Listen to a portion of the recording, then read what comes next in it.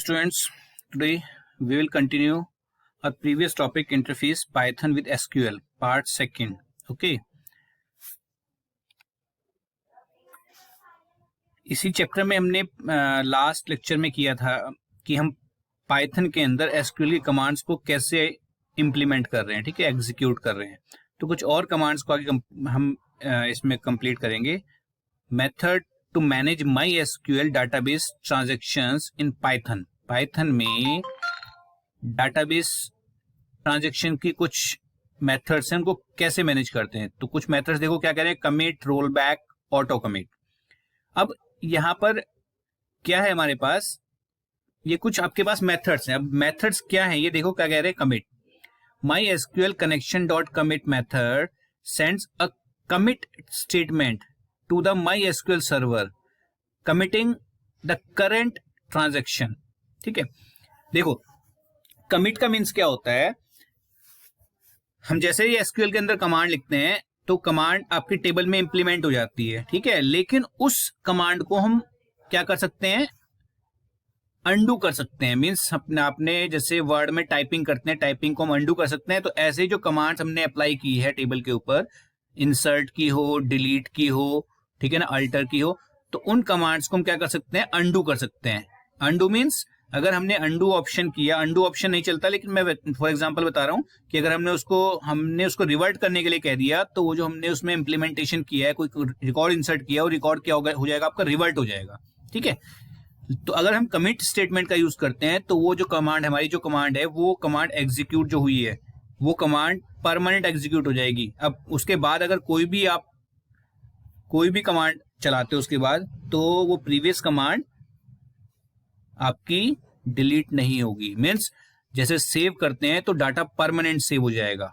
Okay, save की तरह काम करेगा। Roll back, my SQL connection dot roll back revert the changes made by the current transaction. देखो ये वही है आपके पास। सपोज करो हमने एक रिकॉर्ड इंसर्ट किया, एक रिकॉर्ड और इंसर्ट किया, 2-3 रिकॉर्ड इंसर्ट किया, उसके बाद रोल बैक चला दिया हमने, तो ऑटोमेटिक क्या होगा, जो कमांड्स आपने प्रीवियस कमांड्स की हैं, 2, 3, 4 जितने भी कमांड्स किए सेशन में, तो वो कमांड्स क्या हो जाएंगी, रोल बैक हो जाएंगी। रोल बैक मींस रिवर्ट हो जाएंगी, वो तीनों कमांड्स कैंसिल हो जाएंगी। मींस जो रिकॉर्ड इंसर्ट हुए हैं 2 और 3, वो रिकॉर्ड्स आपके कैंसिल हो जाएंगे। ठीक है, लेकिन अगर आप क्या करते हैं, कमिट स्टेटमेंट चला देते हैं बीच में किसी भी कमांड को एग्जीक्यूट करने के बाद, तो कमिट से पहले की जितनी भी स्टेटमेंट है परमानेंट सेव हो जाएंगी। ठीक है, मैं करके दिखाऊंगा इसको। चलिए, ऑटो कमिट। ऑटो कमिट क्या होता है, MySQL connection dot auto commit value can be assigned as true और फॉल्स टू इनेबल और disable the auto commit features of MySQL. By default its value is false.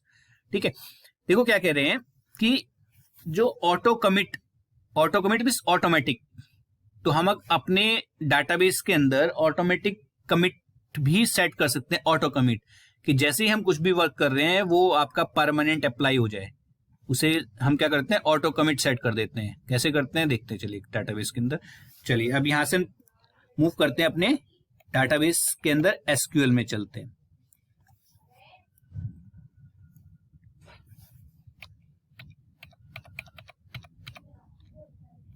चलिए हमारे पास SQL है। मैं अभी देखो, मैं इसके अंदर यहां पर टेबल्स है मेरे पास, शो टेबल्स। देखो शो टेबल्स में 2 टेबल हैं, ईएमपी और ईएमपी1। देखिए कुछ command, select star from EMP. ठीक है, ये टेबल के अंदर रिकॉर्ड्स हैं। ठीक, मैंने अभी ऑटो कमिट में ऑफ कर देता हूं उससे पहले, तो set auto commit of means 0। तो ये ऑटो कमिट मेरा क्या हो गया, सेट हो गया। मीन्स जो ऑटो कमिट अगर इसमें पहले से सेट होगा तो वो फॉल्स हो जाएगा। ठीक है ना, अपने आप डाटा परमानेंट सेव नहीं होगा। चलिए मैं इसमें एक रिकॉर्ड इंसर्ट करके देख लेता हूं। चलो रिकॉर्ड इंसर्ट करते हैं, डिलीट कर लेता हूं। Delete from EMP where salary, या सपोज मैं वेयर नम सैलरी कर लेते हैं, सैलरी इज ग्रेटर देन, जिनकी सैलरी ग्रेटर देन 50,000 कर लेते हैं, जिनकी सैलरी 50,000 से मोर है वो डिलीट हो जाए। 2 रोज अफेक्टेड हुई हैं। अब देखो सेलेक्ट स्टार करके देखता हूं मैं, तो मेरे पास देखो 2 रिकॉर्ड इसमें से डिलीट हो गए। तो जैक का रिकॉर्ड डिलीट हुआ, देखो जैक, एक रिकॉर्ड जैक का डिलीट हुआ है और एक रिकॉर्ड आपका और डिलीट हुआ है इसमें, ठीक है। चलिए एक और करते हैं इसमें, delete from EMP where salary is greater than 40,000 कर लेते हैं। चलिए ठीक है, अब देखते हैं। तो देखिए आपके रिकॉर्ड्स, ठीक है। अब मैं सपोज रोल बैक कमांड करता हूं, रोल बैक,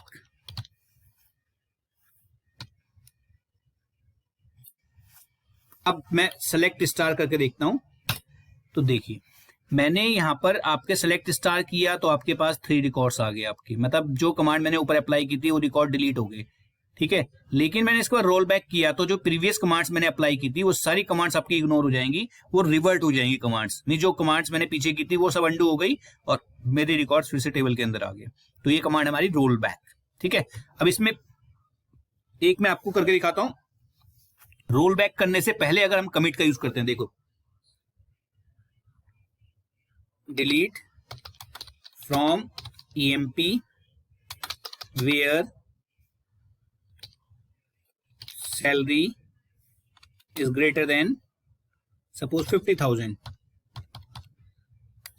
या चलिए 50,000 डाल देते हैं, 50,000, ठीक है। चलिए आपके पास 2 रिकॉर्ड डिलीट हुए हैं, ठीक है, 2 रिकॉर्ड डिलीट हुए हैं। अब मैं यहां पर करता हूं सपोज कमिट, कमिट कमिट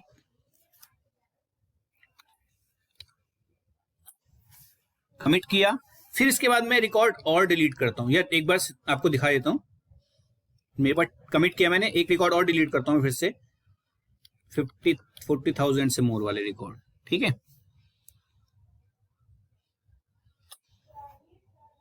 ठीक, सेलेक्ट, अब देखिए टेबल देख लेते हैं, स्टार फ्रॉम ईएमपी, ठीक। अब मैं इसमें रोल बैक करता हूं, देखिए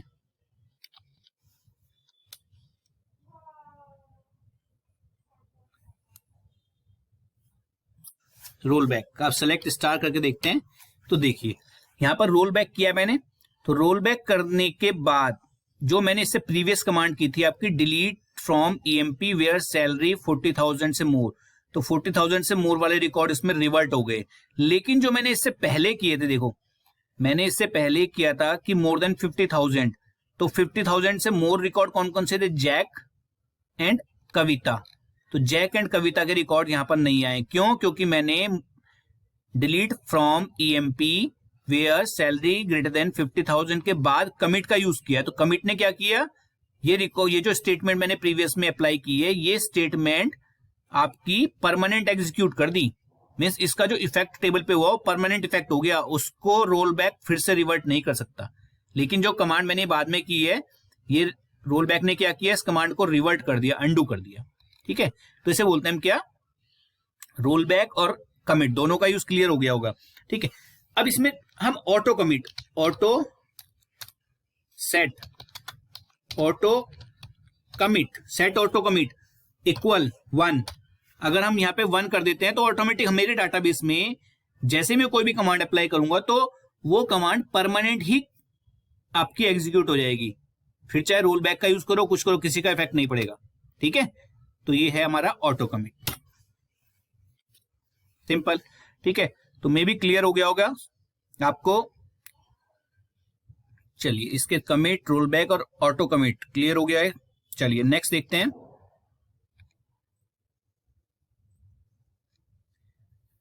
इसमें कुछ और मेथड्स दिए इन्होंने, ऑपरेशन दिए आपके पास। फर्स्ट है फेच 1, सेकंड है फेच ऑल और row count, okay. Row count में आपके पास पैरेंथेसिस नहीं है, पैरेंथेसिस का यूज नहीं है इसमें, ठीक है। चलिए क्या कह रहे हैं इसमें, देखो ये कह रहे हैं इट फेचेस, फेचेस मतलब देना, फेचेस निकालता है रिकॉर्ड, ठीक है ना, the next row of a query result set, means ये क्या कह रहे हैं कि फेच 1 का मतलब, जैसे 1 से क्लियर हो रहा है हमें, 1 फेच 1 मतलब एक, फेच 1 मतलब 1 मतलब एक, ये एक ही रिकॉर्ड निकालेगा ये फंक्शन, ठीक है। एक रिकॉर्ड निकालेगा। कौन सा? सपोज करो हमने fetch 1 अभी यूज किया, कर्सर हमारा फर्स्ट रिकॉर्ड के ऊपर है तो फर्स्ट रिकॉर्ड निकलेगा। फिर से fetch यूज करेंगे तो सेकंड रिकॉर्ड निकलेगा, फिर से करेंगे थर्ड रिकॉर्ड निकलेगा। तो नेक्स्ट जो भी जहां पर कर्सर है उससे नेक्स्ट वाला रिकॉर्ड आपका क्या हो जाएगा? एक्सेस हो जाएगा। ठीक है ना। fetch मीन्स आपका जहां भी सेव करेंगे वो वहां पर स्टोर हो जाएगा। fetch all means it fetches all the next rows, जितनी भी रोज होंगी उसके आगे, कर्सर के आगे, सभी आपकी कहां आ जाएंगी? जहां पर आप सेव करेंगे वेरिएबल्स के अंदर वहां पर सेव हो जाएंगे। फिर एक एक करके उसको प्रिंट कर लेंगे। Row count, this is a read only attribute and returns the number of rows that were affected by an executed method.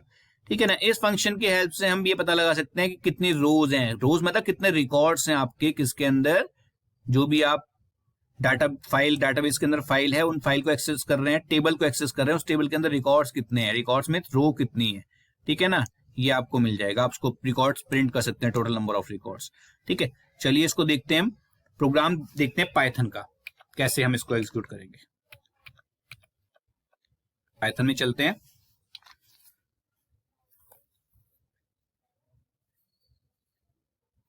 सबसे पहले हमने प्रोग्राम बनाया था, सेम वही हम जैसे पहले मेथड हमने यूज किया था। सबसे पहले क्या करते हैं हम? Import MySQL connector. ठीक है ना। इंपोर्ट करेंगे MySQL कनेक्टर को। उसके बाद हम क्या करते हैं? कनेक्शन क्रिएट करते हैं। MySQL dot connector dot connect. ठीक है, कनेक्ट करेंगे होस्ट। होस्ट कौन होगा? Local host. होस्ट कौन है? Local host. फिर इसके बाद है यूजर। यूजर हमारा क्या हो गया? रूट, जहां पर हम वर्क काम करेंगे। ठीक है ना, रूट। उसके बाद पासवर्ड। पासवर्ड मैंने अपना डाटाबेस का पासवर्ड SVS SRE रखा है, तो मैं पासवर्ड ले रहा हूं। डाटाबेस अगर आपको यूज करना है डायरेक्ट, डाटाबेस का नेम ले सकते हैं यहां पर। ठीक है ना, डाटाबेस का नेम भी आप डायरेक्ट ले सकते हैं। डाटाबेस, चलो मैं डाटाबेस का नेम अभी, चलो वही मैं यूज करूंगा जैसे हमने कल प्रीवियस लेक्चर में किया था कि डाटाबेस हम यूजर से आस्क करेंगे कौन सा उसको डाटाबेस एक्सेस करना है। चलिए फिर लेते हैं कर्सर। कर्सर क्रिएट करेंगे, कनेक्शन जो हमने ऑब्जेक्ट बनाया था उसकी हेल्प से कर्सर। ठीक है, अब हम यूजर से पूछ लेते हैं कि उसको कौन सा डाटाबेस का यूज करना है। एंटर डेटाबेस नेम, डाटाबेस का नेम एंटर करे यूजर। ठीक है, फिर हम उस कमांड को एग्जीक्यूट करते हैं। मीन्स उस जो कमांड हम डाटाबेस को एक्सेस कैसे करते हैं हम एसक्यूएल के अंदर, डाटाबेस को अगर हमें डाटाबेस के अंदर एंट्री करनी है तो क्या करते हैं हम? यूज और डाटाबेस का नेम। तो हम यहां पर क्या करेंगे? एग्जीक्यूट यूज डाटाबेस का नेम। हम यूजर से पूछ रहे हैं तो हम यहां पर लेंगे ए। यूजर कहां पर एंटर करेगा? यूजर जो भी एंटर करेगा वो कहां स्टोर होगा? ए के अंदर। ऐसे ही हम क्या करते हैं? टेबल का नेम भी यूजर से आस्क कर लेते हैं। Enter table name. ये कमांड भी एग्जीक्यूट कर देते हैं। चलिए यहां पर फिर से हम कमांड को एग्जीक्यूट करते हैं। CUR cursor execute select star from plus B। Okay, अब क्या करना है हमने? सपोज मैं यहां पर लेता हूं माई REC, माई रिकॉर्ड। ठीक, कर्सर डॉट फेच ऑल। सारे रिकॉर्ड में क्या करता हूं? फेच करा लेता हूं, मतलब उठा लेता हूं और माई रिकॉर्ड के अंदर स्टोर कर देता हूं। ठीक, चलिए अब मैंने लिया 4x इन माई REC, मतलब रिकॉर्ड माई REC से एक एक रिकॉर्ड आए x के अंदर। ठीक है, तो जो सारे रिकॉर्ड है आपके पास, ऑल रिकॉर्ड सेव है यहां पर माई रिकॉर्ड में। ठीक है ना, तो एक एक रिकॉर्ड आएगा आपका x के अंदर, देन उसको प्रिंट कर देंगे हम x। ठीक है, इसको देखते हैं एग्जीक्यूट करके।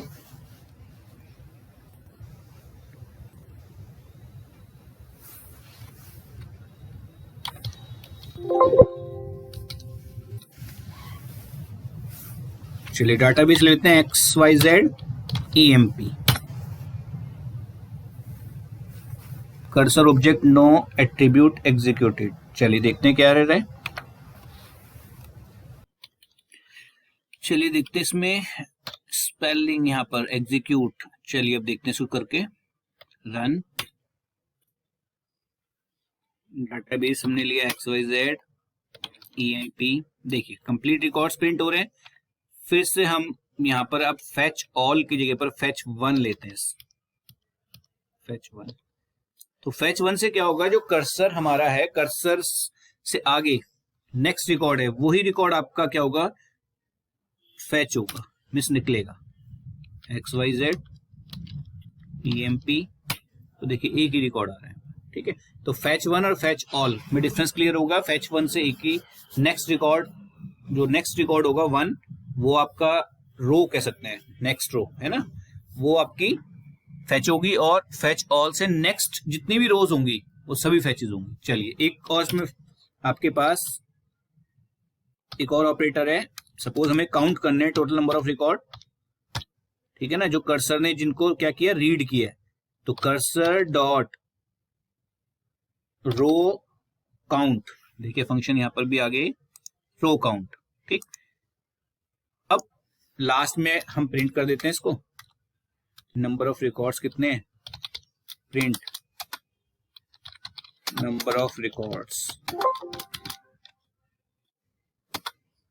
x,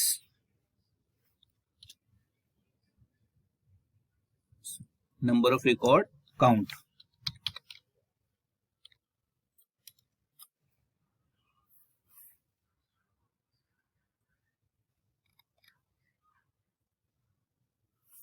XYZ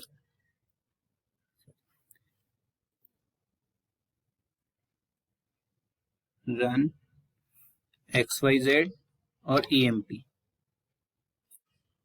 ठीक। अभी एक ही रिकॉर्ड है, हम यहां पर फैच ऑल करते हैं। देखिए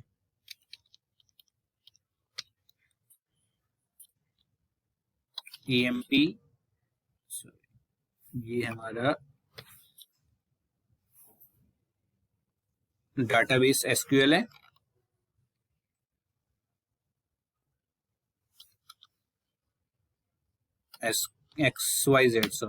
XYZ एंड EMP, ठीक।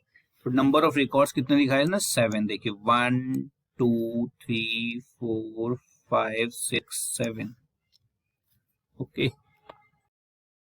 कंप्लीट किए हैं commit, roll back, auto commit, fetch one, fetch all और रो काउंट, ओके। मैं एक बार ओवरव्यू देता हूं। Commit means to save, to permanent save the previous command, executed command, insert, delete, update, etc. Okay.